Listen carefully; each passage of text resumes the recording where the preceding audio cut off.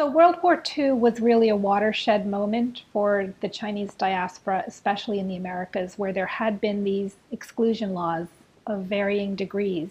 So it was after World War II, and partly because of the international situation of China and coming to China's aid, but also because Chinese had participated and fought in the service on the U.S. side.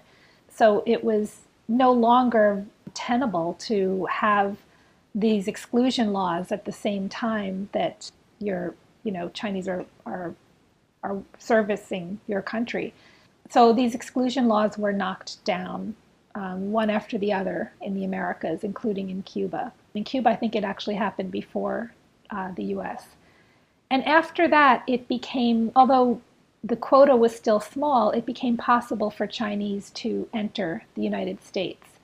So whereas in the 1920s and 30s, it might have been the decision made to go to Cuba because that's where someone's uncle or relative was, by the 1940s and 50s, more started to opt for the United States as a first stop.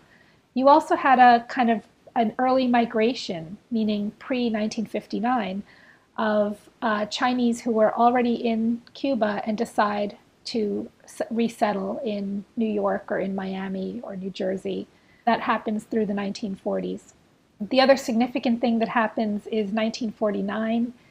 There's the success of the Communist Revolution in China, and that causes a kind of displacement of people who were in opposition. And these are people who maybe chose to come to Cuba because they could get in or they had a pre-existing network there. Most of them knew someone who already was settled in Cuba.